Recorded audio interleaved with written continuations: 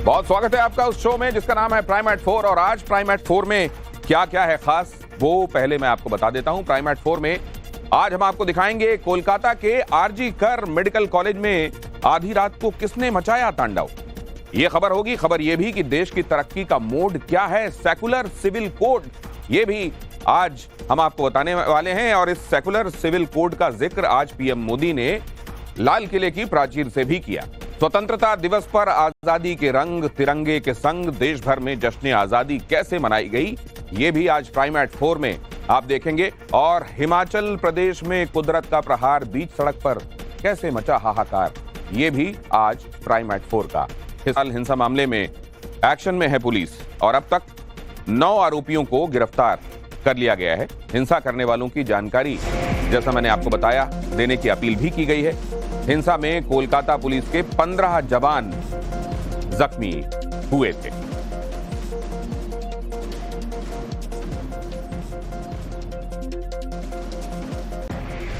वो लोग जिन्होंने ये बलवा मचाया, जिन्होंने ये दंगा किया, उनके संदर्भ में सूचना देने वालों को पुलिस ने अपील की है कि आप इनके बारे में अगर जानते हैं तो हमें कृपया बताएं। और इसमें गिरफ्तारियां भी अब तक हो चुकी हैं।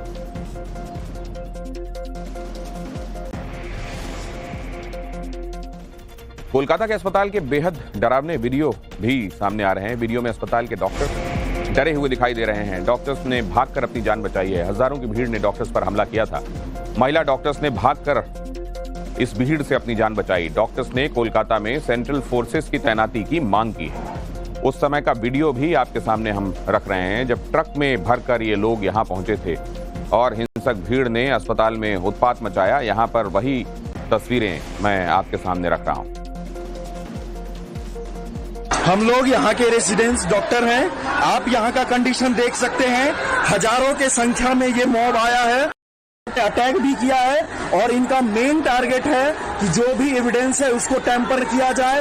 और यहाँ का जो लोकल पुलिस है ये कुछ भी कंट्रोल नहीं कर पाया है। हम लोग पे अटैक किया गया है और ये सारे मॉब की स्थिति आप देख सकते हैं क्या किया है इन्होंने। हम लोग आरजी कर मेडिकल कॉलेज के रेजिडेंट्स डॉक्टर हैं।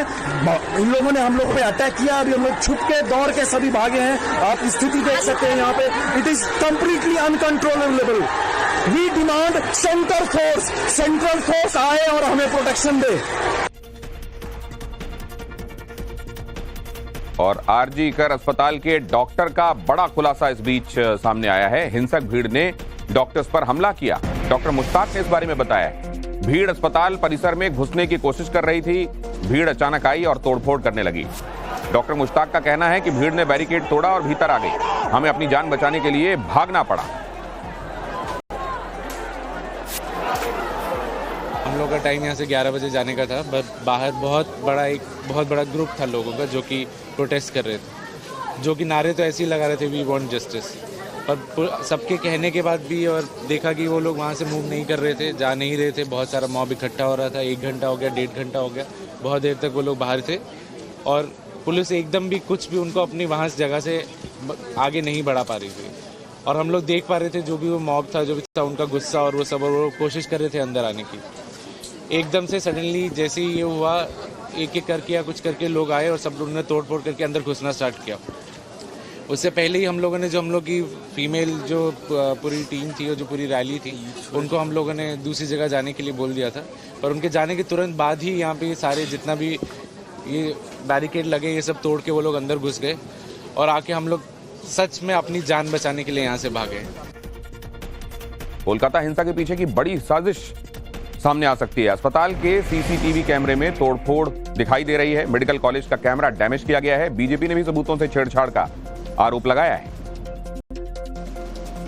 ये कैमरे जो आप देख रहे हैं, इनको ध्यान से देखिएगा। कैमरों को किस तरीके से डैमेज किया गया है। डॉक्टर्स बता रहे हैं कि वहां भीड़ किस तरीके से दाखिल हुई और कितना ज्यादा एग्रेसिव दिखाई दे रही थी वो भीड़। उन्होंने बताया कि कैसे उन्हें अपनी जान बचाने के लिए भागना पड़ा। और यहाँ इन तस्वीरों में आपको वहां इंस्टॉल्ड सीसीटीवी कैमरे भी दिखाई दे रहे हैं और उनकी स्थिति भी दिखाई दे रही है। और इसीलिए बीजेपी ने भी कहा है कि यहां सबूतों को नष्ट करने की कोशिश की गई।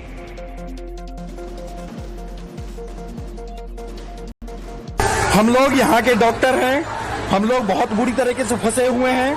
यहाँ का कोई भी जो नॉर्मल पुलिस है वो कंट्रोल नहीं कर पा रहा है। ये लोग हजारों के संख्या में मॉब आया है जो यहाँ का जो भी इन्वेस्टिगेशन की जगह पे सैंपल होना चाहिए उसको टैंपर करने के लिए ये लोग आए हैं। अस्पताल में हिंसा पर शुभेंदु अधिकारी ने गृह मंत्रालय को खत लिखा है। अस्पताल के बाहर अर्धसैनिक बलों की तैनाती की मांग की है। जल्द से जल्द यहां अर्धसैनिक बल तैनात किए जाएं, ऐसा कहा है। टीएमसी के गुंडों ने सबूत नष्ट करने की कोशिश की है। डॉक्टर्स को डराने के लिए टीएमसी के गुंडे आए। उपद्रवियों ने गर्ल्स हॉस्टल में घुसने की कोशिश की। शुभेंदु अधिकारी का यह भी कहना है।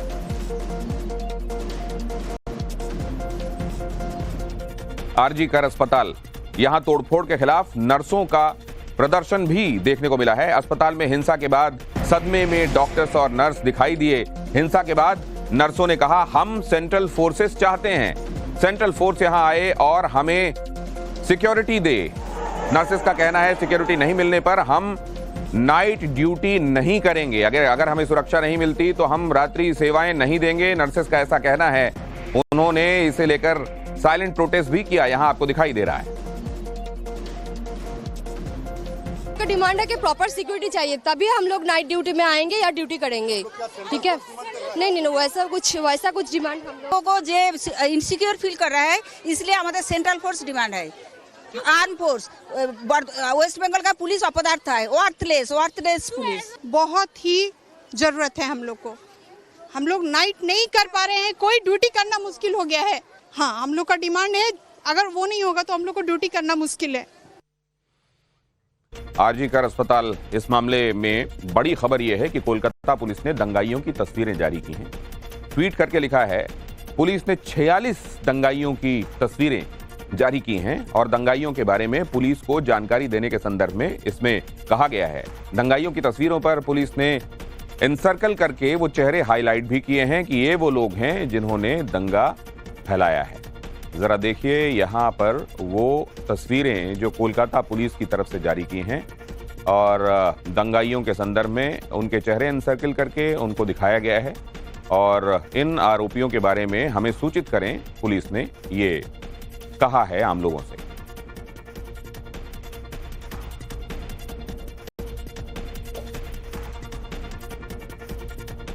आरजी कर अस्पताल हिंसा मामले में एक्शन में है पुलिस और अब तक 9 आरोपियों को गिरफ्तार कर लिया गया है। हिंसा करने वालों की जानकारी, जैसा मैंने आपको बताया, देने की अपील भी की गई है। हिंसा में कोलकाता पुलिस के 15 जवान जख्मी हुए थे।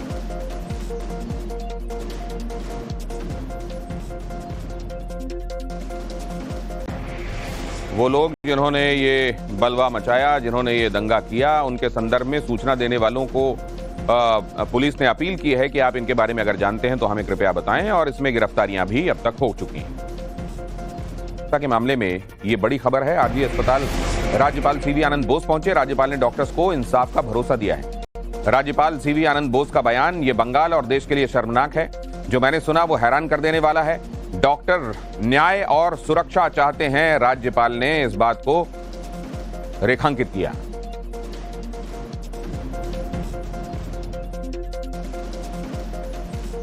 आरजी कर अस्पताल हिंसा मामले में राजनीति गर्मा गई है। बीजेपी हिंसा के खिलाफ प्रदर्शन करने वाली है। पूरे पश्चिम बंगाल में विरोध प्रदर्शन होगा। कोलकाता में कानून व्यवस्था नहीं है, सुकांतो मजूमदार का कहना है और ये इस घटना के बाद और भी स्पष्ट हो गया है, कहना है सुकांतो मजूमदार का। और इसीलिए अब यहां सरकार के खिलाफ राज्यव्यापी विरोध प्रदर्शन होंगे, भारतीय जनता पार्टी ने ऐलान किया। जो घटना कल घटी उसमें पूरी तरीके से क्लियर हो गया कि लॉ एंड ऑर्डर बोल के कोई चीज पश्चिम बंगाल में नहीं है। जिस तरीके के रात के लगभग 1:30 बजे 2 से 2,500 गुंडे मेडिकल कॉलेज के अंदर घुस के तोड़फोड़ किया, डॉक्टरों को मारा, नर्सों को रेप करने की हुमकी उधर दिया गया, रेप करने की धमकी दी गई और पुलिस चुपचाप बैठी रही। पुलिस खुद जाके बाथरूम में छुप गई। पूरी तरीके से दर्शाता है कि Mamata Banerjee has failed to maintain the law and order in Kolkata. Kolkata को लेकर इंदौर के डॉक्टर्स का विरोध प्रदर्शन भी देखने को मिला। MY हॉस्पिटल है यहां और वहां के रेजिडेंट डॉक्टर्स ने अनिश्चितकालीन हड़ताल की घोषणा की है। कोलकाता में महिला डॉक्टर से रेप और मर्डर को लेकर देश भर में विरोध प्रदर्शन जारी है। मध्य प्रदेश के सबसे बड़े अस्पताल MY हॉस्पिटल में रेजिडेंट डॉक्टर्स अपनी मांगों को लेकर अनिश्चितकालीन हड़ताल पर चले गए हैं।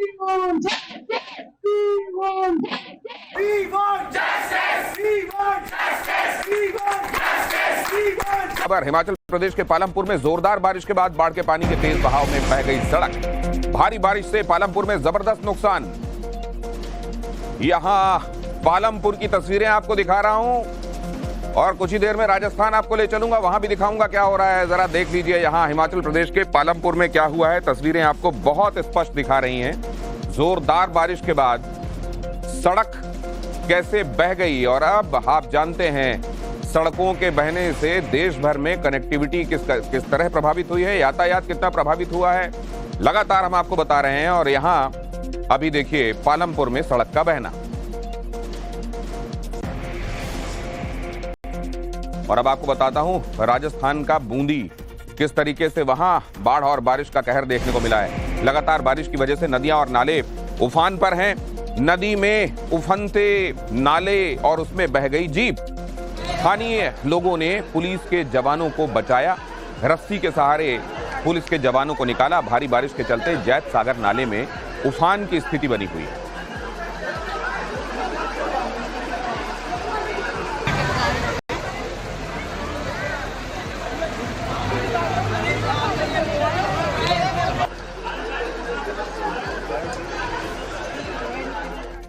बूंदी की एक और तस्वीर मैं आपको दिखाता हूं, इसको भी गौर से देखिए। दरअसल आज यहां स्वतंत्रता दिवस के कार्यक्रम के दौरान परेड ग्राउंड में भरा बारिश का पानी और इस वजह से पुलिस परेड ग्राउंड एकदम जलमग्न था। ये देखिए जरा, ये परेड ग्राउंड, और क्योंकि स्वतंत्रता दिवस का जो कार्यक्रम था उसे तो होना ही था, भरे हुए पानी के बीच में यहां स्वतंत्रता दिवस का ये कार्यक्रम आयोजित किया गया। 15 अगस्त की सुबह की तस्वीर मैं आपको यहां दिखा रहा हूं। बारिश भी हो रही थी उस समय भी बारिश हो रही थी और नीचे भरा हुआ था पानी, लेकिन उसके बावजूद स्पिरिट देखिए, ये जज्बा देखिए। कार्यक्रम के दौरान ये सब कुछ विघ्न नहीं बनने पाया और कार्यक्रम संपन्न हुआ। इस राष्ट्र पर्व को उत्साह और उमंग के साथ मना रहा है।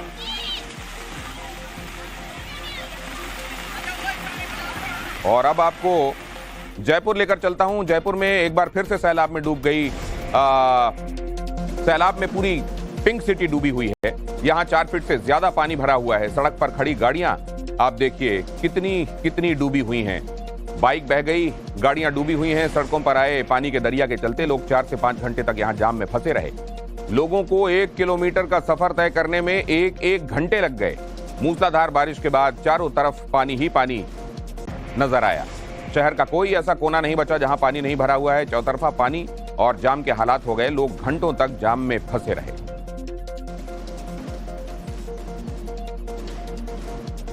जब लाल किले की प्राचीर में आए तो उन्होंने एक महत्वपूर्ण बात कही, सेकुलर सिविल कोड के संदर्भ में। उन्होंने इसे वक्त की जरूरत बताया। पीएम मोदी ने कहा कि कानून जो देश को धर्म के नाम पर बांटे हैं, उन्हें दूर किए जाने का वक्त आ गया है। पीएम मोदी के इस बयान पर अलग अलग दलों के अलग अलग रिएक्शंस आए। जो कानून धर्म के आधार पर देश को बांटते हैं, जो ऊंच नीच का कारण बन जाते हैं, ऐसे कानूनों को आधुनिक समाज में कोई स्थान नहीं हो सकता है। और इसलिए मैं तो कहूंगा, अब समय की मांग है कि देश में एक सेकुलर सिविल कोड हो। हमने कम्युनल सिविल कोड में 75 साल बिताए हैं। अब हमें सेक्युलर सिविल कोड की तरफ जाना होगा और तब जाकर के देश में धर्म के आधार पर जो भेदभाव हो रहे हैं, सामान्य नागरिक को जो दूरी महसूस होती है, उससे हमें मुक्ति मिलेगी। मैं प्रधानमंत्री की बात का समर्थन करता हूं। जो प्रधानमंत्री कह रहे हैं सोच समझ के कह रहे हैं और ये बात सही है कि हमारे लिए इस देश की विविधताओं में अलग भाषा, अलग भेष, फिर भी अपना एक देश की जो भाव है, उस भाव को बनाए रखने के लिए प्रधानमंत्री जी का स्वतंत्रता दिवस के अवसर पर ये उद्बोधन अपने आप में मार्गदर्शक है। एक ऐसा मसला है जो देश विविधताओं से भरा हुआ है, विभिन्न धार्मिक परंपराएं हैं, क्षेत्रीय भावनाएं हैं। तो ऐसी स्थिति में व्यापक विमर्श, जो स्टेक होल्डर्स हैं, उनके बीच आम सहमति बनना चाहिए और साथ ही साथ एक व्यापक विमर्श की बुनियाद पर ही ऐसे संवेदनशील सवाल का समाधान किया जाना संभव है। ये लगता ही नहीं कि देश का प्रधानमंत्री बोल रहा है।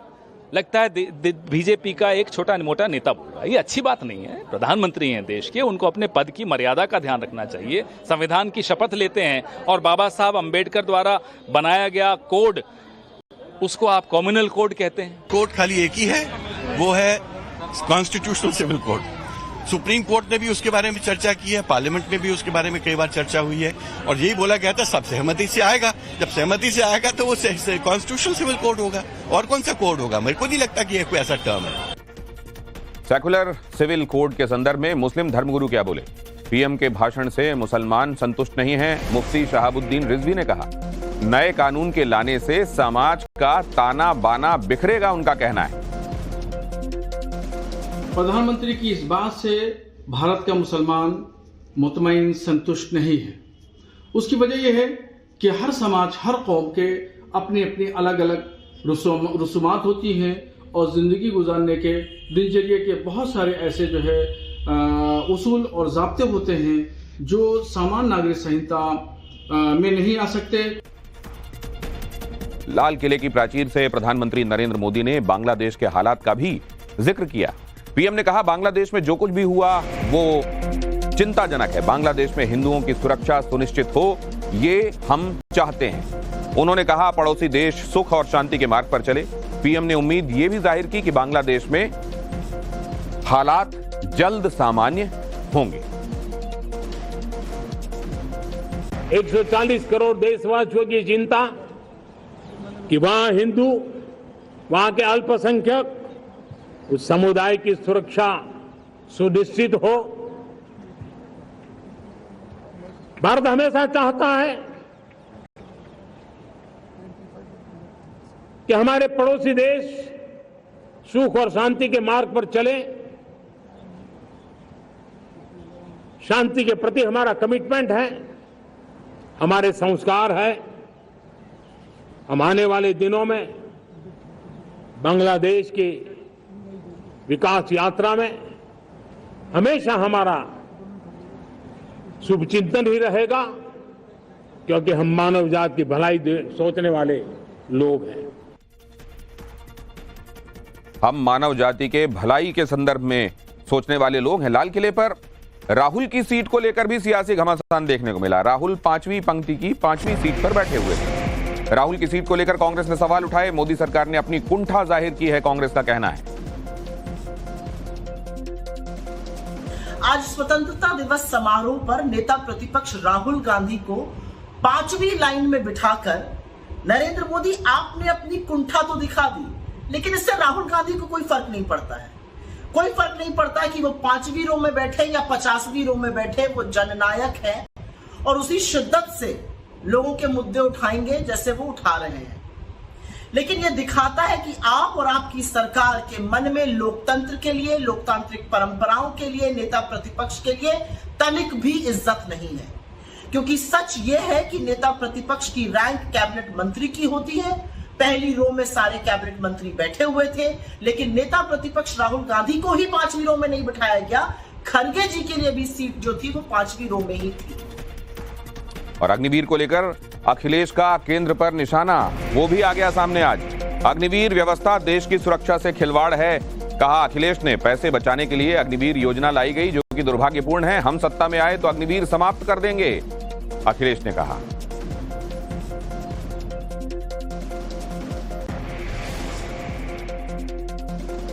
और 15 अगस्त के मौके पर अखिलेश ने बलिया के एक युवक को सम्मानित किया।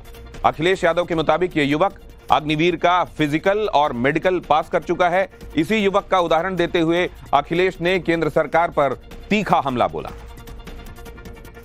मैं इस नौजवान को इसलिए सम्मानित कर रहा हूं, ये नौजवान वो है जो अग्निवीर की फिजिकल टेस्ट और मेडिकल कर चुका है, लेकिन इसको नौकरी फौज की नहीं मिली है।